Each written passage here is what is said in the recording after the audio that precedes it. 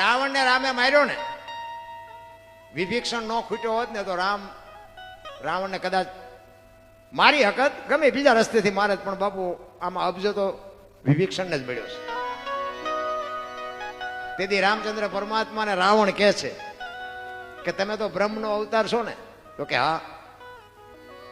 તો કે હું તમને બે ત્રણ વાતો પૂછું. હું તો કે હવે મરવાનો છું, હું તો બસ ઘડી બે ઘડીનો મહેમાન છું, પણ હું તમને એક નાની બે ત્રણ વાતો કરું, એનો મને જવાબ આપો ને. તમે તો બ્રહ્મ છો. કે શું? એ કે મારે લંકામાં સંપત્તિ છે એટલે તમારા અયોધ્યામાં સંપત્તિ છે? એ કે ના.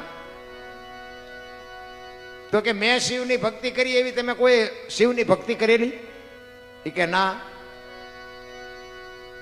તો કે મારી શક્તિ નવગ્રહ જેને ઢોલીએ બાંધ્યા હોય યમના દૂતને કોઈનો જીવ લેવા જવું હોય તો મારી રજા લેવા આવવું પડે, આટલી મારી શક્તિ છે.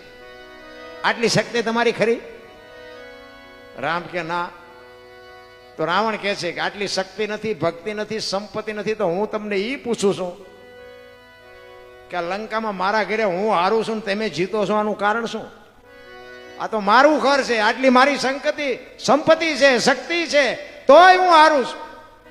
આનું કારણ શું તમને દેખાય છે? રામચંદ્ર પરમાત્માને ઘુમરે નાખી દીધા. બાપુ રાવણ જેવો તેવો હતો જ નહીં બાપુ, એની બુદ્ધિ તો એની પાસે જ હતી. 4 વેદનો અનુભવી હતો. દશરથ મહારાજ અયોધ્યામાં એના 4 દીકરા અને મોટો દીકરો છે ને એ બ્રહ્મનો અવતાર છે બાપુ. દશરથ મહારાજને ખબર નહોતી, લંકામાં રાવણને ખબર હતી. એવો વિદ્વાન, અને એના હાથે મારે મરવું છે, અને એના ઘરમાં હું જેવી તેવી ચોરી કરું તે મને મારે નહીં. સીતાજીને લઈ જવાનું આટલું જ કારણ હતું. બાકી સીતાજીને માં કઈને ઉપાડ્યા છે. માને કોઈ દી કોઈ પત્ની ન બનાવી શકે, ખોટી વાત. દુનિયાના હલકું બોલવામાં વાર જ ક્યાં હતી?